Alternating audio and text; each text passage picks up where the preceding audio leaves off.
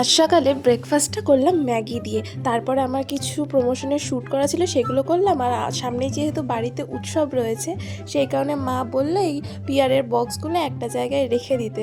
মানে এগুলো তো ফেলতে তো মন চাইছে না, কারণ অনেকটা ইমোশন জড়িয়ে আছে এগুলোর উপর। তো যাই হোক, এগুলোর কাজ মিটিয়ে আমি তো স্নান করে নিলাম। আর আজ না আমাদের বাড়িতে একটা ছোটোখাটো পিকনিকও হবে। মানে আমাদের বাড়িতে সামনেই যে উৎসব আছে, সেই উৎসবেরই আজকে মিটিং বসবে। তাই সেই কীর্তন দলের লোক আজ আমাদের বাড়িতে একটা ছোটোখাটো পিকনিক টাইপের করবে। তো সেই কারণে এখানে সব কিছু যোগাযন্তর হচ্ছিল। আর যেহেতু আজকে সানডে, আমি ভেবেছিলাম একটু আজ বেরোনো যাক। আর আজ হচ্ছে কি মেলার লাস্ট ডে, তাই আমার বাড়িতে আমার ফ্রেন্ড এসেছিলো আমাকে পিক করতে।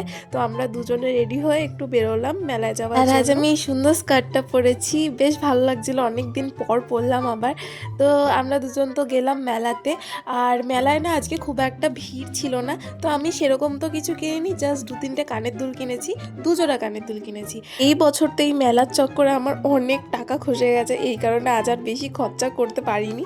তো তারপরে মেলা থেকে বেরিয়ে পাঁপড় কিনলাম। আর এটা হচ্ছে কি আমার ফেভারিট পাপড়ি চাটের দোকান। আমার আগের ব্লগেও তো তোমরা দেখেছো, আমি পাপড়ি চাট খেয়েছি আর ও মোমো খেয়েছে। আর এই পাপড়ি চাটটা আমার এত ভালো লাগে, তোমরা তোমার এক্সপ্রেশন থেকে বুঝতেই পারছো, পুরো পেট ভরে যায় খেলে। তো বাড়ি এসে তো আমি বেশি কিছু একটা খেতে পারিনি তেমন, পিকনিকের খাওয়া দাওয়া মাত্র 3টে লুচি খেয়েছিলাম। আর বোনও এসেছিল, আমরা জন্য একসাথেই খেতে বসেছি। আর ছোলার ডাল দিয়ে লুচি তো আমার অতটা ভালো লাগে না, কিন্তু আজকের ডালটা তো বেশ ভালো হয়েছিল খেতে। So yeah, that was it for today.